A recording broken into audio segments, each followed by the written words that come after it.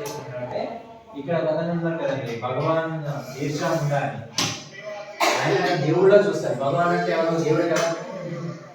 అది అతను ఎప్పుడు 1875 నుంచి 1900 సంవత్సరం వరకు బతికాడు. ఆ 1875 నుంచి 2025 సంవత్సరానికి ఎన్ని సంవత్సరాలు అయింది? 150 సంవత్సరాలు అయిందండి.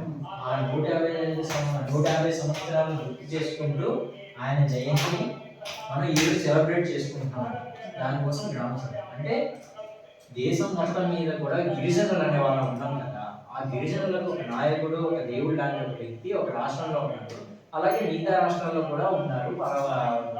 ఆ గిరిజనుల కోసం పోరాడి బ్రిటిష్ వాళ్ళతో పోరాడే వాళ్ళు ఎవరెవరు అంటే తెలంగాణ రాష్ట్రంలో ఉన్నారు, మన ఆంధ్రాలో ఉన్నారు, అదే మన ఆంధ్రాలో 2-3 జిల్లాలకు సంబంధించిన వాళ్ళు ఉన్నారు. అలా వాళ్ళు ఇంకా వేరే వేరే రాష్ట్రాల్లో కూడా ఉన్నారు. అంటే మనకు తెలిసి తెలంగాణ రాష్ట్రం, ఆంధ్రాలో మన విశాఖ జిల్లాకి సంబంధించిన వాళ్ళు ఉన్నారు. అది తప్పితే ప్రధానంగా అయితే వీళ్ళు ఉన్నారు, దేశం ఉన్నారు, జార్ఖండ్ రాష్ట్రం. వీళ్ళు బ్రిటిష్ వాళ్ళతో పోరాడారు. ఎందుకు అంటే ఆయన గిరిజనుడు అయ్యింది కూడా బ్రిటిష్ వాళ్ళతో పోరాడారు, మన అందరూ సీతారామరాజు గారు. అందుకని ఆయన అక్కడ ఏంటంటే గిరిజనులకే దేవుడు ఆ రాష్ట్రంలో. ఆయన్ని ఆ గిరిజన దగ్గర ఆయన ఎంత చక్కగా చూసుకున్నాడో, గిరిజనుల కోసం ఆయన పాటుపడ్డ దాన్ని గుర్తించి మన కేంద్ర ప్రభుత్వం, మన భారత ప్రభుత్వం అనుకుంటుంది, మన భారతదేశంలో ఉండే నాయకుడు ప్రధానమంత్రి గారు ఆయన ఏం చేశారంటే వీళ్ళని గుర్తు చేసుకుంటూ మనకు రకరకాల పథకాలు ఇస్తున్నారు గిరిజనులకి.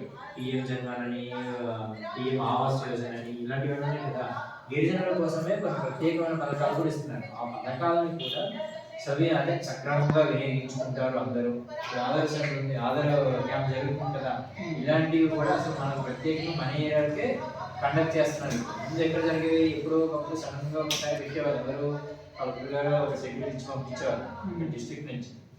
ఇప్పుడు అదే విధంగా అదే సెంట్రల్ గవర్నమెంట్ నుంచి పీవీటీజీలోకి ఆధార్ క్యాంపులు జరగాలి అని గత 2-3 సంవత్సరాల నుంచి కూడా జరుగుతుంది. అందులో మన వాళ్ళు ఎక్కువ పార్టిసిపేషన్ జరగదు.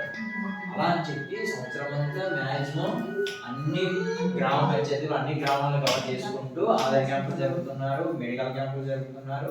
అలాగే రకరకాల స్కీములు ఇస్తున్నారు. ఏంటి, హెల్త్కి సంబంధించినవి, ఆరోగ్యం సంబంధించి, అగ్రికల్చర్ సంబంధించి, హౌసింగ్ సంబంధించినవి, ఇంజనీరింగ్, వాటర్కి సంబంధించినవి అవన్నీ కూడా మనం వినియోగించుకోవాలి. మన గిరిజన ప్రాంతాల్లో ప్రతి ఒక్కరికి అన్ని సౌకర్యాలు అందాలి. ఎలక్ట్రిసిటీ అందాలి. అన్నిటికీ సబ్సిడీ మీద వస్తాయని ఎలక్ట్రిసిటీ ఇస్తారా, మనకు సబ్సిడీ వస్తుంది. గిరిజన స్టేటస్ స్థాయి